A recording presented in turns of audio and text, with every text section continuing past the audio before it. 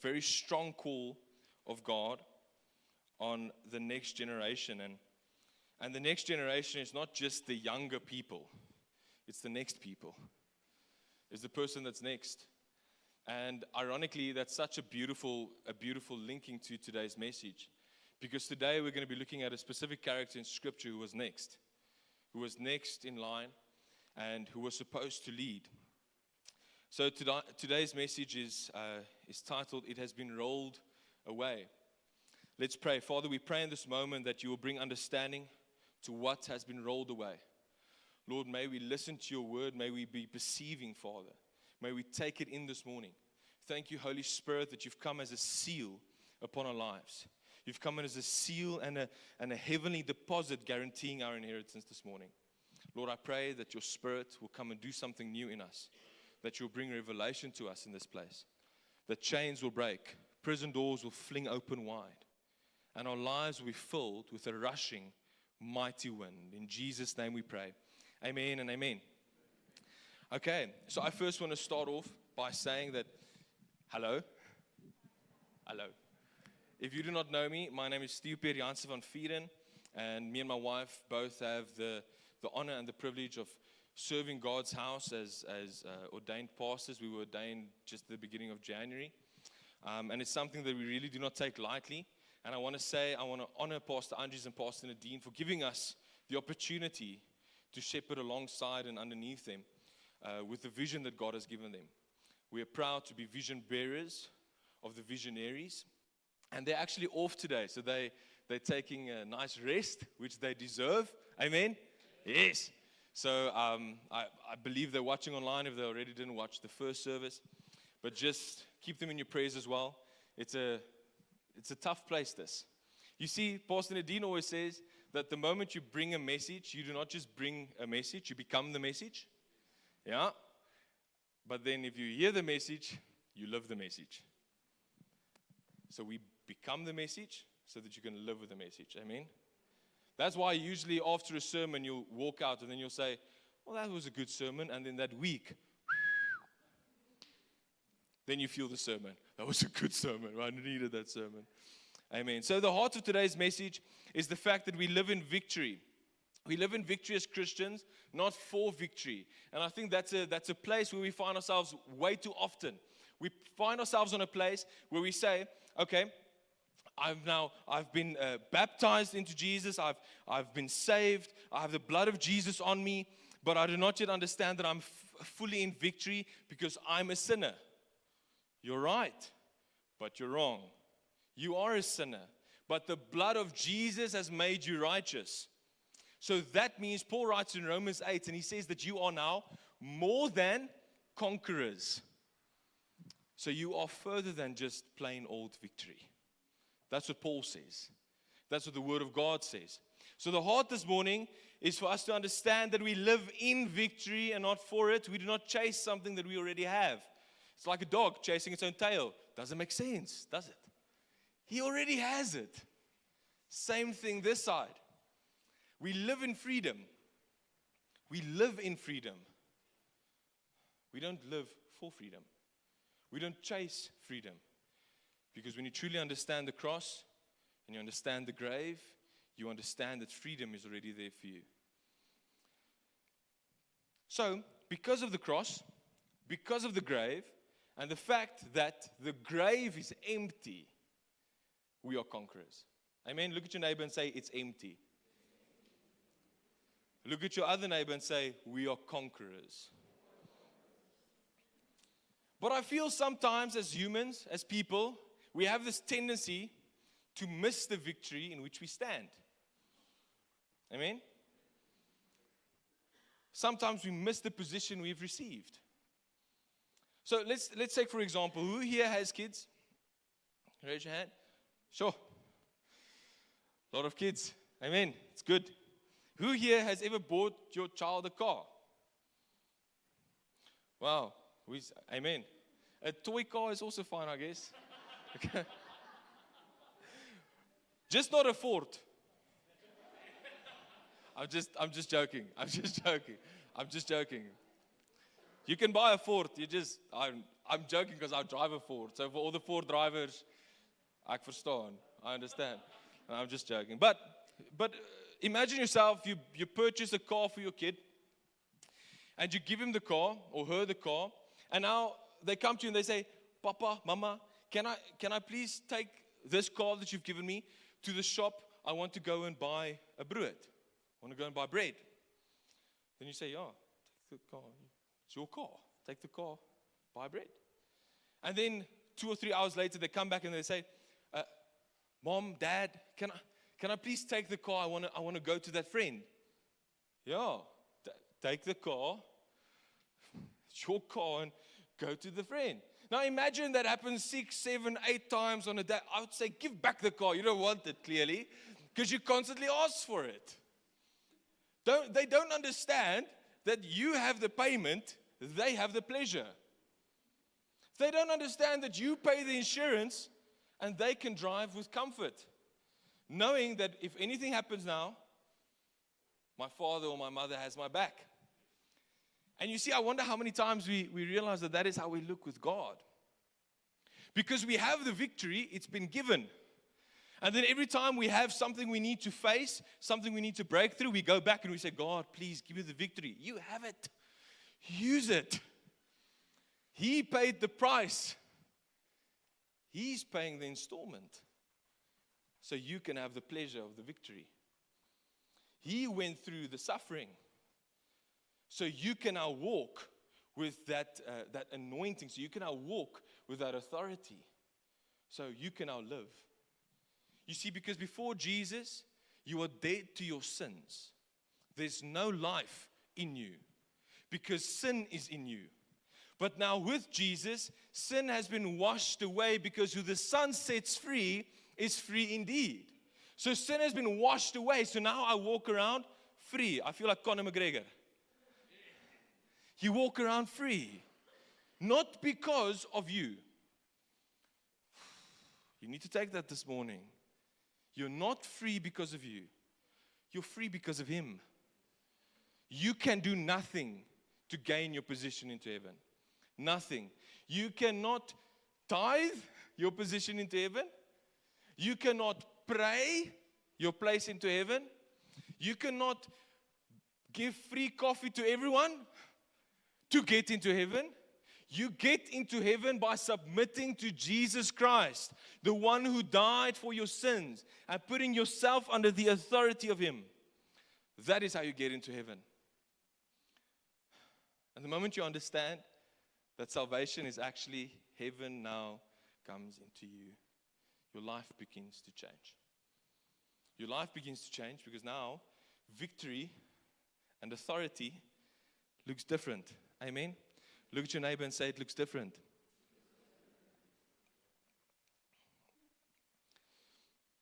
So, a person in Scripture that really resembles the fact that they understand how it looks to now walk with victory is a man named Joshua. Say Joshua. Joshua. So we first encountered Joshua when Moses sent out 12 spies. He was one of the 12. It was him and 11 others sent out 12 spies to Canaan to go and have a look at how the land is looking. Amen, we know that. So the 12 spies came back and only 2 of them brought back a good report. Caleb and Joshua. They said, oh, it's a land with milk and honey. It's big fruit. It's such an amazing place. The others came back, yeah, but the giants, the battles, it's such a difficult place. They said, difficult? I don't care about difficult. Look at the promise. Look at the promise that we have there. And God said that they had a different spirit. They had a unique spirit upon them, Joshua and Caleb. So it was very interesting the moment I started to read about Joshua, because I'm the type of person who likes to go a little bit deeper in the sense of, okay, God, why this word? Why this name? And I believe that your name carries your identity. So whatever your name is, whenever someone says that, we even do that with the dedications. This morning, my wife spoke about the identity of Deegan, which is his name. Every time you say Deegan, you say someone who leads through darkness. You say that. That's what's been spoken. So Joshua's name has a unique identity, and this is what was very profound for me. So before, his name was actually Hosea, and Moses changed it to Joshua. Hosea meant salvation. Say salvation. Now, Joshua means the Lord is salvation. So, it went from a place of salvation, where God's saying, I am salvation. God is salvation. The Lord is salvation. And the root of Joshua's name is Yeshua. It's Jesus. Joshua's name is the same as Jesus. The Lord is salvation. So now when we open up Joshua and we start to read it, we start to understand something before we read the first word. And that something is the fact that this is a book saying that God is salvation. This is a book saying that God is victory. This is a book saying that God brings freedom just because of the name of Joshua and the fact that it's the same as Jesus. Amen? Amen. Look at your neighbor and say, victory. Look at your neighbor and say, freedom. Amen. So Joshua's name points forward to Jesus. Everything in Scripture, Old Testament, points forward to Jesus.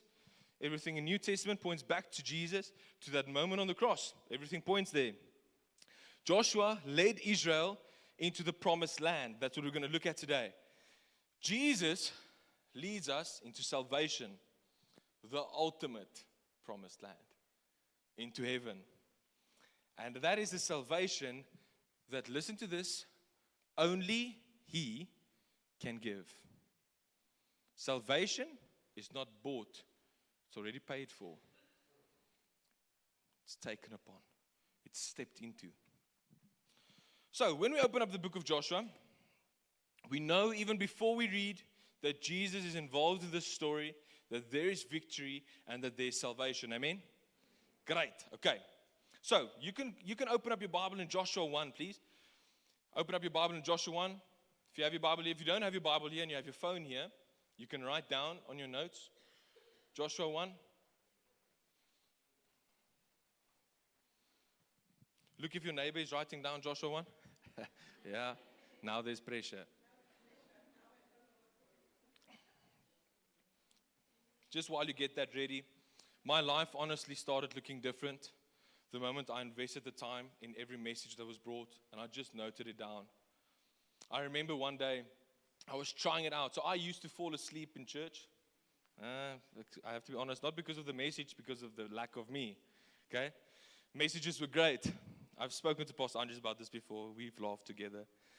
And then the Holy Spirit prompted me to start writing down in every message what stands out to me. And I'll never forget this. The first time I did it, that Monday at work, we started talking, and organically it went into that message. And I had all of the tools I needed to go in with the conversation, to talk to people about Jesus. And I didn't have to prepare a thing. I just had to write down. So I hope that encourages you this morning just to write down. You don't have to prepare a thing, but just be prepared with it. Amen. So, we start in Joshua 1 verse 1, where it says,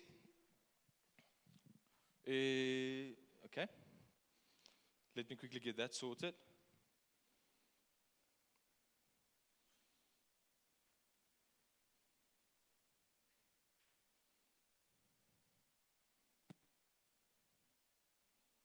Apologies.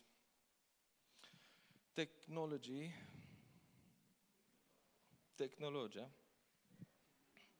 Okay. Let's see if this is going to work. Is it working? Praise God. Amen. God is good. And all the time? Yeah, there we go. Okay. So Joshua 1 verse 1 to 9, we're reading out of the ESV. After the death of Moses, the servant of the Lord said to Joshua, the son of Nun, Moses' assistant. Let's stop there. So here we start to see something about Joshua already. Joshua was not just another man. He was the assistant of Moses. So we see the linking of Joshua and Jesus even more because he was serving. Joshua was serving. You will find so often that breakthroughs come after a season of serving. Amen? Continue. Verse 2. Moses, my servant, is dead. Now, therefore, arise. Go over this Jordan, you and all this people, into the land that I am giving to them. It says am. I am giving it to them. That's a promise. Okay? To the people of Israel. Every place that the sole of your foot, say sole of your foot, will tread upon, I have given to you, just as I promised to Moses. So we start to see something in the heart of God according to the life of Joshua. So God says that Moses, my servant, is dead. You arise now. You stand up. Wake up. Get up. Get ready to take the call of God on your life forward. And God now brings him a promise that he can stand on. A promise he can walk with. And that promise is that every place that the sole of your foot touches, I have given to you, just as I have promised. So God's actually coming and saying, I understand that this is now a season of death. There's now a season of you've lost. There's a season of it's hurting, it's pain. He served Moses for 40 years. Joshua was 80 years old when this happened. 80 years, and he led Israel for 30. I understand it's hurting, but arise, because there's a promise. And that promise is not just for you, but for the people with you. Let's continue to verse 4. Okay. From the wilderness and this Lebanon, as far as the great river, the river Euphrates, all the land of the Hittites to the great sea toward the going down of the sun shall be your territory. No man, just first say, shall be your territory. Shall be your territory. Amen. No man shall be able to stand before you all the days of your life. Yes. What a promise from God. No man shall be able to stand before you all the days of your life. So God is bringing promises into Joshua's life. Just as I was with Moses, so I will be with you. I will not leave you or forsake you. Promises that he's giving Joshua. Word that he's giving Joshua. Agreement that Joshua now needs to take. And verse 6, here we start. Be strong and courageous, for you shall cause this people to inherit the land that I swore to their fathers to give them. Look at your neighbor and say, be strong and courageous. Yes. Be strong and courageous. Now we continue to verse 7. And God reiterates, only be strong and very courageous, being careful to do according to all the law that Moses, my servant, commanded you. Do not turn from it to the right hand or to the left. So let's just stop there for a moment. God is not repeating himself because God has forgotten what he said to Joshua. God now says, I'll be with you again. He says, only be strong and courageous again. Why? Because there's something that Joshua needs to take in this season. That there's a promise, but you now need to do something. You now need to step out into this promise. And he goes further and he says, take this book of the law. You know, Joshua was the generation. You'll hear a lot of people say the Joshua generation. It was the first generation out of the wilderness of Israel. But can I tell you what this generation had? The first 5 books of the Bible. Because that is what Moses wrote. So Joshua stood on the word of God and the promise of God simultaneously. And all God said to him, this book of the law shall not depart from your mouth, but you shall meditate on it day and night, so that you may be careful to do according to all that's written in it. God says, take this book, and we have an advantage. He only had 5. We have 66. Huh? So much for victory. Amen? Amen. So Joshua took this. Okay, we continue. Written in it. For then you will make your way prosperous, and then you will have good success. Have I not commanded you? Be strong and courageous. Do not be frightened and do not be dismayed, for the Lord your God is with you wherever you go. Oh, what an amazing moment in Scripture. What an amazing moment in Joshua's life. It's a place where God is saying, this is all the promises that I give you. This is everything that I promise you and that I promised Israel and everything that I've promised Moses. But now I need you to do something. Yes, God, what do you need me to do? Be strong and very courageous. Be strong and courageous. Be strong and courageous. And God spoke to him 3 times. Be strong and very courageous. Why? Because in the life of Joshua, going to the promised land, overcoming victory in the promised land, he had to go through 3 main battles. Joshua faced 3 main campaigns, is what they call it. He had a central campaign, a southern campaign, and a northern campaign. Now, the central campaign was the very first one that Joshua and the whole of Israel faced.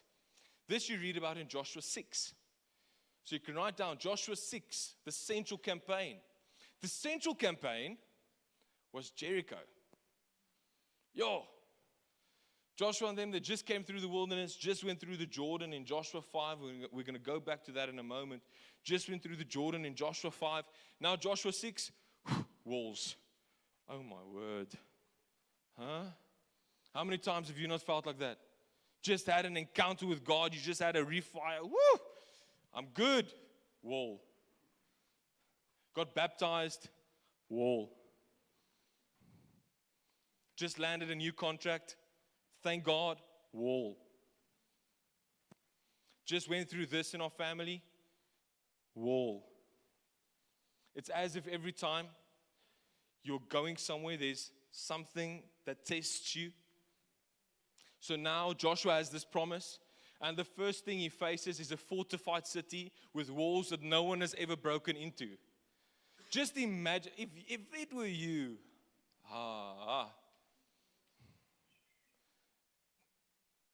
was die wilderness? That way. But Joshua stood on something.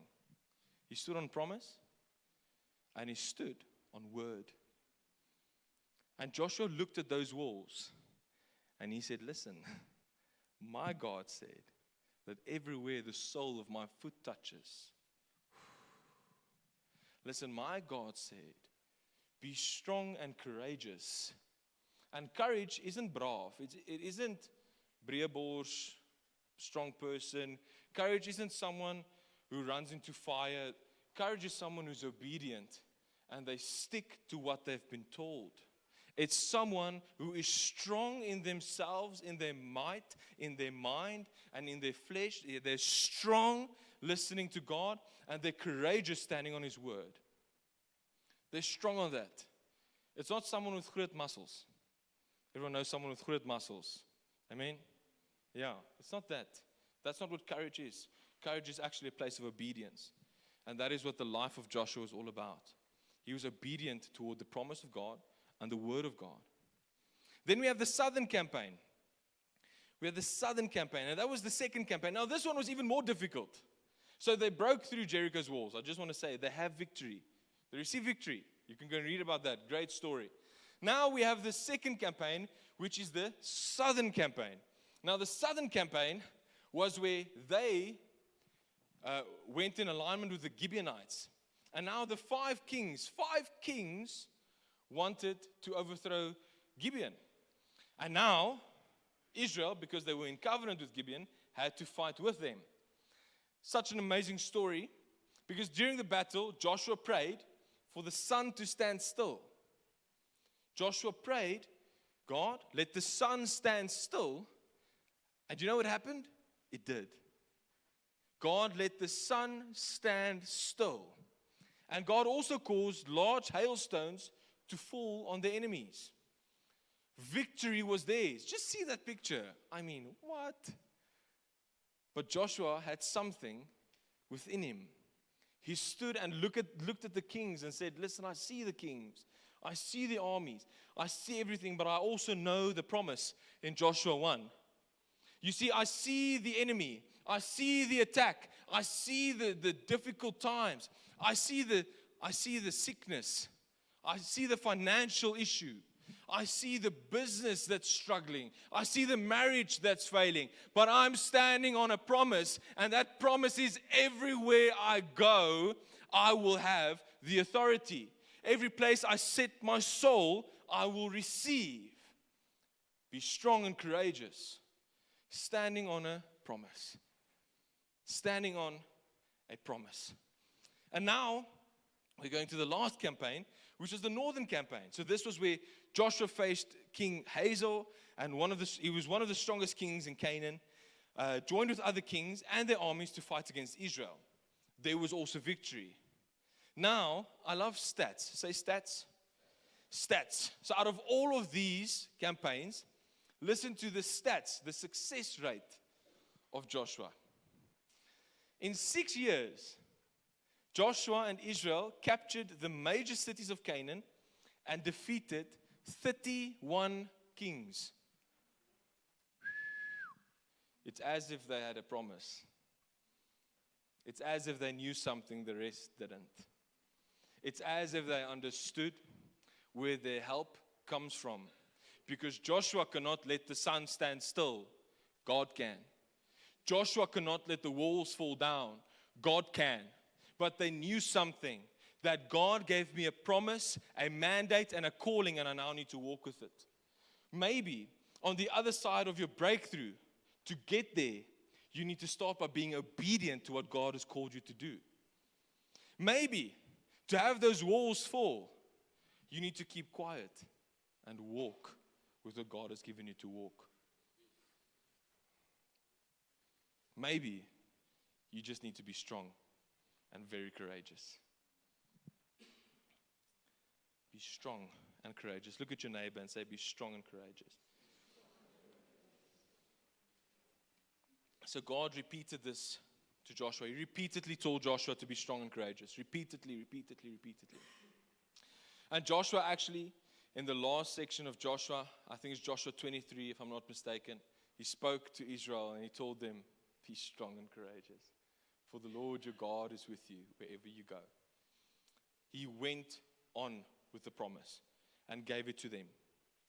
But a very interesting thing, you see, the first campaign, which was Jericho, started in Joshua 6. And the rest continued from there. But there's a couple of things that happened between Joshua 1 and Joshua 6. And that was primarily Joshua 5. Now, Joshua 5 is ultimately the scripture that this whole message hangs upon today. So if you have your Bibles here, I want you to open up in Joshua 5. I want you to write down Joshua 5. I want you to make a note somewhere. If you don't have a phone here, I don't know, ask the person next to you to WhatsApp it to you. Amen. So just some background on Joshua 5. We need to understand in context that in Abraham's time, God made a covenant with Abraham, and circumcision was necessary. So circumcision meant what? That we are now different from the rest. It meant that we have been paid for now. We are paying into this covenant now. We're getting to this covenant now with circumcision. So that happened in Abraham's time. Okay, so fast forward all the way to Moses and the people going out of Egypt. They were all circumcised Israelites, circumcised Jews, part of the covenant. Now, when Joshua took over, all of those in the covenant who has gone through circumcision passed away in the wilderness. So now God is looking at this whole generation who's not standing in covenant with him. And he gave Joshua one request. Take a knife. Yeah. I don't know, it's the Bible. You can go and read it, Joshua 5. Take a knife and become part of the covenant now. Because it symbolized something. It meant something spiritually, even though something externally in the flesh happened, something in the spirit changed as well. So the flesh was cut off, so the spirit can look different than the rest. Something happened. There was a price that was paid for the covenant. You see, and when we go to the New Testament, Jesus now becomes that price. But we're going to go into that now. So Joshua 5, the circumcision happened. And now we're going to read in Joshua 5 verse 9. Joshua 5 verse 9, you can open up there. And the Lord said to Joshua, today, say today, I have rolled away the reproach of Egypt from you. Today I have rolled away the reproach of Egypt from you.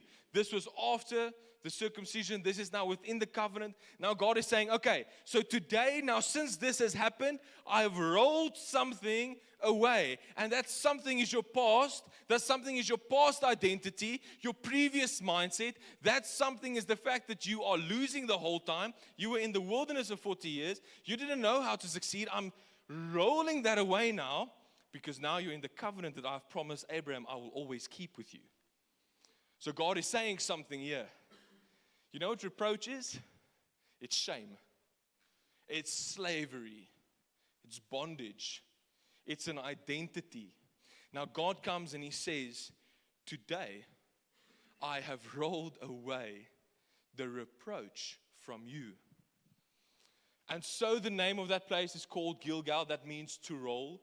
To this day, while the people of Israel were encamped at Gilgal, they kept the Passover.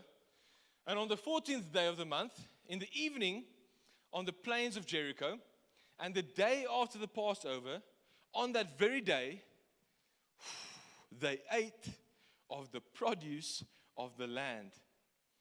Unleavened cakes and parched grain. Big moment. Because the first time in 40 years, they're tasting something else than manna. For the first time, they're tasting something new.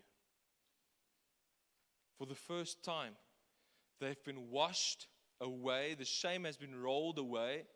And now they're tasting the promise that God has always had in store for them. It has always been there. Why did Moses' generation not go in? Disobedience. Joshua's generation is in, and they're all obedient. Obedience is such an important part of your walk in faith. Such an important part of your journey as a Christian. But see this picture. God spoke to them, says, your reproach is rolled away. It's an amazing moment.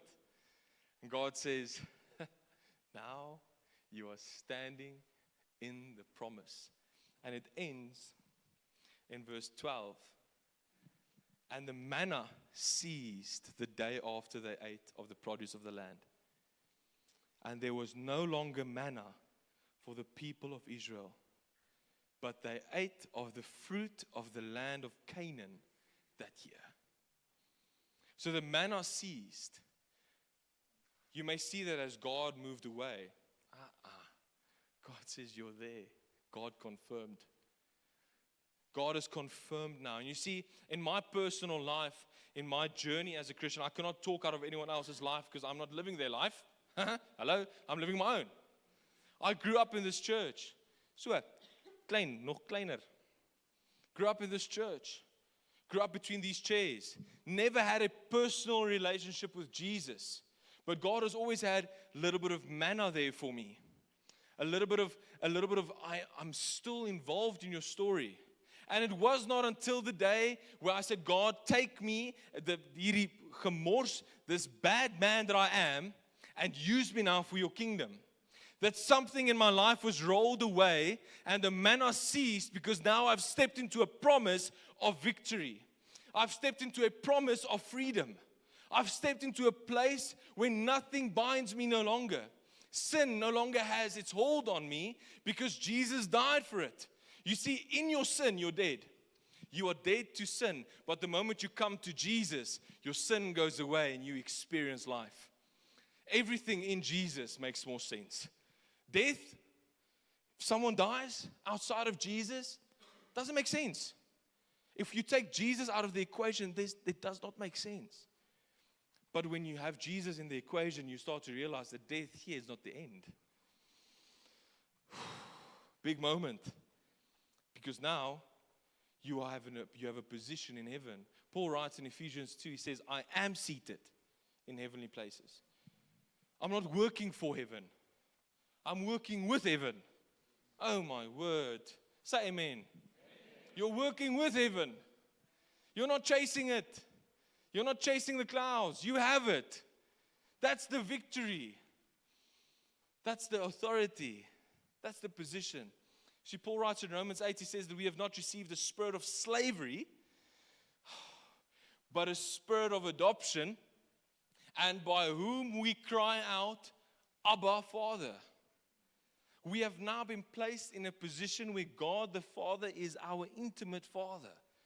You know, Abba is just a professional word for dad. He's your dad. Our spirit would cry out, Abba, Father. And can I tell you something about adoption? Legally, you cannot return an adopted child. When that contract is signed, sorry. So God says, my contract is signed. The moment you receive the spirit of adoption, I will never give you back. And He gave up His Son. For me? For you? It's as if you're giving that car to someone else who doesn't deserve it instead of your own child.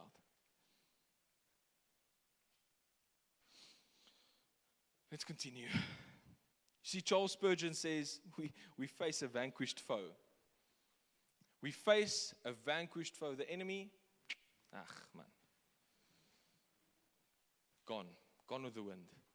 Because in the authority we have from Christ, no weapon formed.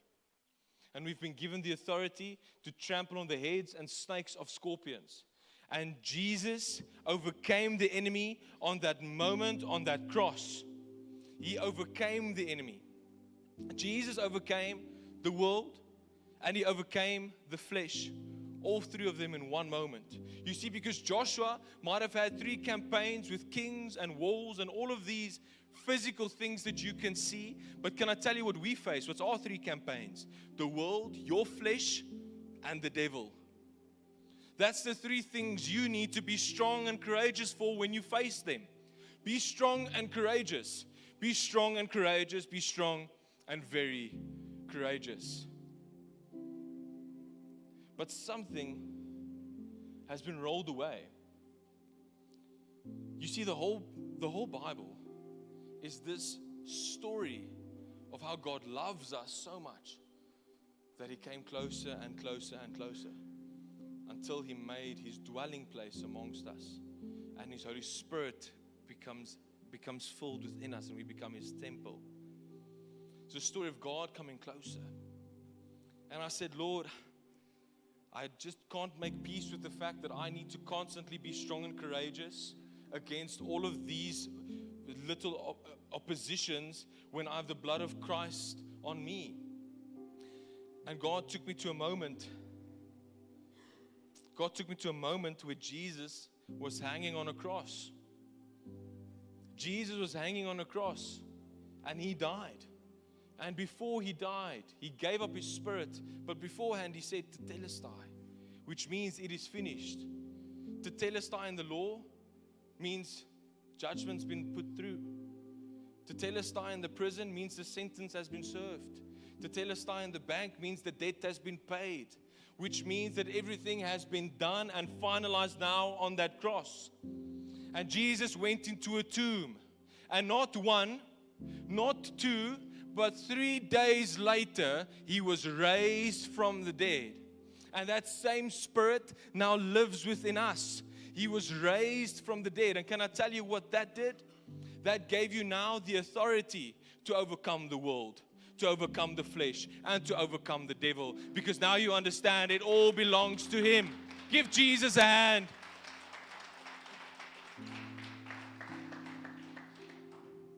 You see, we don't have physical campaigns. Praise God, we don't. But we have so many things that we need to break through.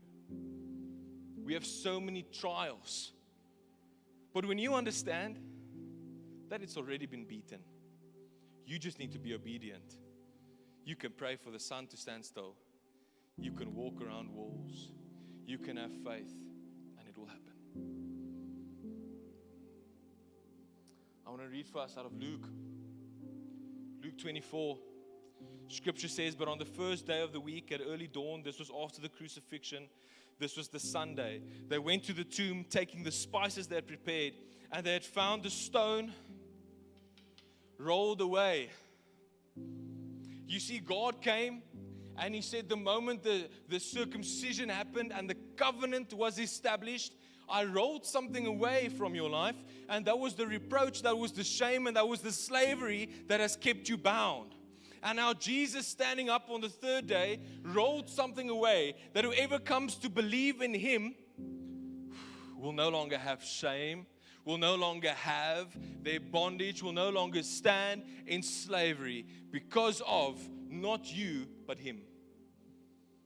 All we need to do, and it actually sounds too good to be true, is believe in Him, live for Him. Give it to Him. And He rolls it away. Paul writes and he says it's a circumcision of the heart. You will have a different spirit.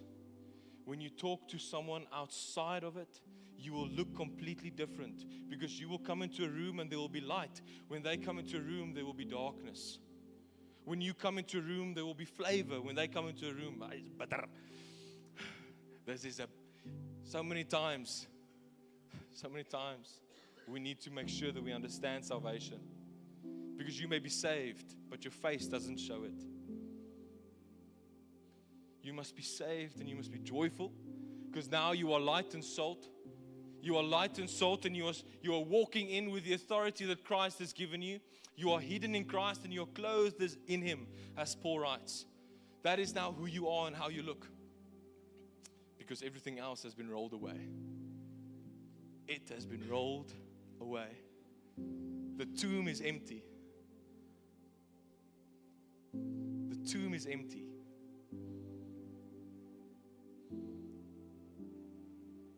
But I think the biggest place where so many of us struggle is we often tend to start to go back. But this is a word for you. Do not go back.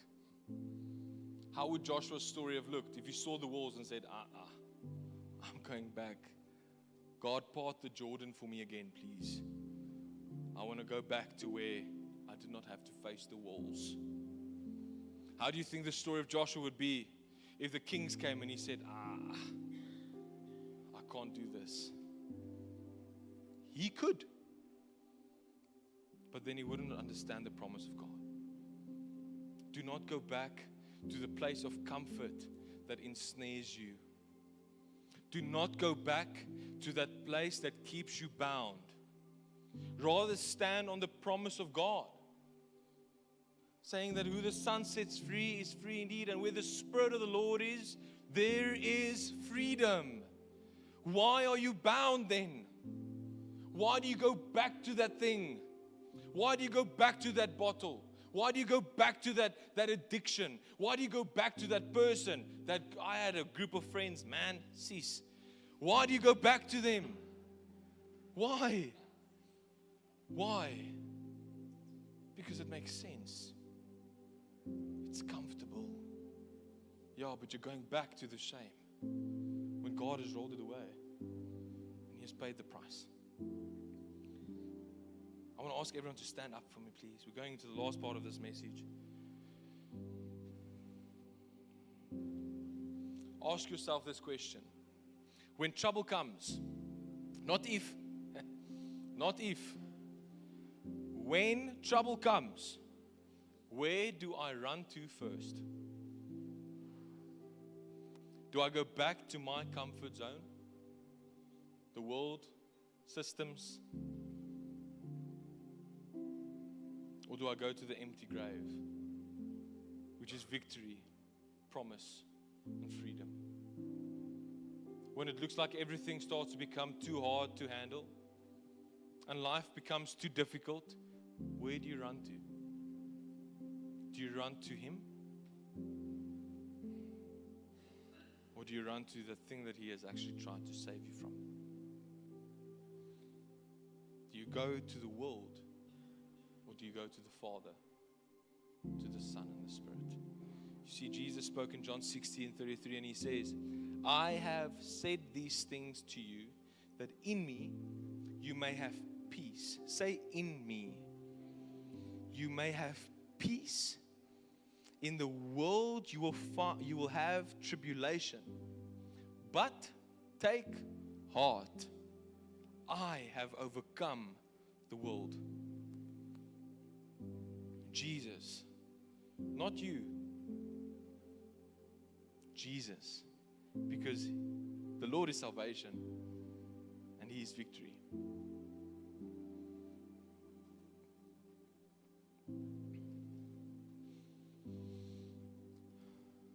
There's nothing you can do to get your place in heaven other than the fact that lay your life down for the King of Kings and the Lord of Lords. But there's something that goes along with salvation. And that is now therefore the proof of the salvation. You see, God made a promise to Joshua, but there was proof of the promise. The word says that you are now more than conquerors. Where's the proof of you conquering? The word says that you are now graceful. Are you? Love, kindness, are they evident in your life? The word says that you are free. Are you? Can we see that? Is it fruit upon your lives to show that you truly are? And you see, Paul writes in Romans 8, and he says, now therefore there's no condemnation for those who are in Christ Jesus, and those who do not walk according to the flesh, but according to the Spirit. So there's no condemnation in this room this morning, but there's a request. Are you walking according to the flesh or to the Spirit? Are you walking according to the world or to the empty grave? Are you walking according to the wilderness or the promised land? Do you have the next generation in mind? Do you think of a heavenly inheritance for your children and your children's children? What is the evidence of the victory that you've received? And I want to pray for us this morning. Father, I pray, with every eye closed and every head bowed in this place, that as this prayer is going out now, Father, that you will stir this atmosphere, you will stir this room, Lord. That you have placed a unique call, a specific call on people's lives to have an encounter with you, Father. I see a Paul in this place. There's a Paul in this place. You've been actually against God in so many seasons. There have been so many places where you persecute Christians for who they are, what they say, and what they do. And God wants to encounter you now in this place. Paul was encountered on the road to Damascus, and Jesus spoke to him, and he says, Paul, Paul, why do you persecute me? And a revelation came to Paul that day. And Paul planted churches. Paul raised the dead, and he healed the sick because of Jesus. There's a Paul in this place today. And I see the woman with the issue of blood who is trusting God for a breakthrough in her life. There is one here today. Can I tell you what the word says? Just the hem of his garment. The word says that by his wounds you are healed. There's people in this room today who has such a big request, such a big desire in their hearts, that it's as if you think God cannot come through in this season. This is too big. But let me tell you something. God broke down the walls for Joshua. God made the sun stand still. And so too He will deliver the giant into your hands, how He delivered Goliath into David's. Thank you, Father, that as we stand here this morning, there's something changing within us now. There's a circumcision of the heart happening. I want to ask that if you're standing in this place today, if you're standing in this room this morning, and you've never had a day or a time where you've given your life to Jesus, where your reproach was rolled away, I want you to raise your hand for me, please, as high as you can. Thank you, Jesus. The hands are going up. The hands are going up. There's two more. There's two more this morning. Just for one more moment, if you're standing in this place, I'm not asking if you've been in church for years. I'm asking if you've given your life to Jesus. I want you to raise your hand, please, everyone, as high as you can. I want to ask our team to go and stand behind the people whose hands are raised. If that is you, I want you to raise your hand, please. Just for one more moment. Thank you, Father. His hands going up. Hands going up. There we go. One more. There's one more. Thank you, Father. There's one more. If you feel a hand on your shoulder, you can let your hand down. One more person. You know it's you because your heart is beating out of your chest. Don't miss this moment. Don't miss the moment where your reproach is rolled away. Don't miss the moment your shame is taken away. Don't miss that moment. Don't miss it. Thank you, Father. Just one more moment. One more person. I know there's one more person.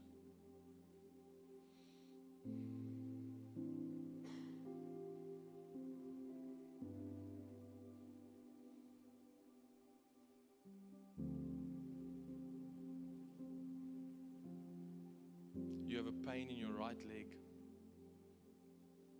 There's a pain in your right leg. You can't explain it. It's a pain in your right leg. And this may not be a call for your life to salvation, but this may be a call to your life for an encounter again.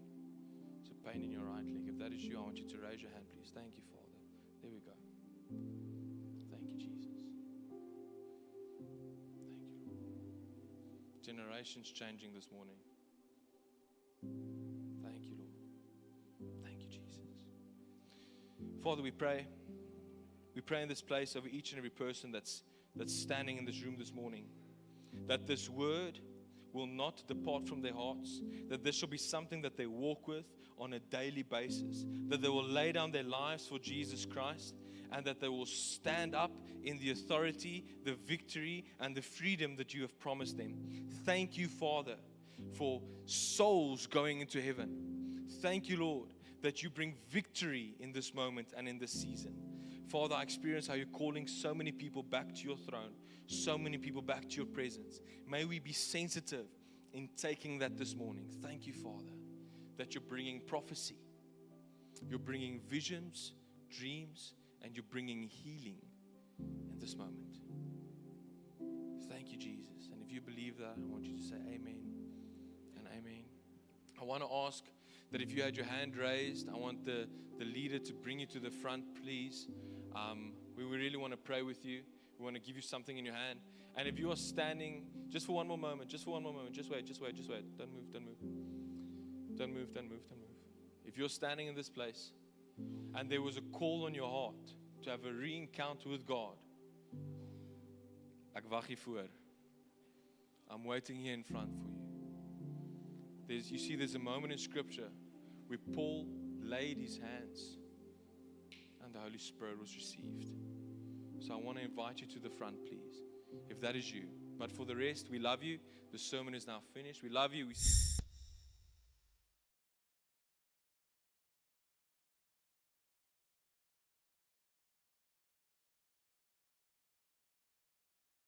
Thank you for watching with us. We're going to ask you to like and share this message. So if you want to respond to this message by getting in touch with us, or we just need someone to pray with you, there's contact details on the screen.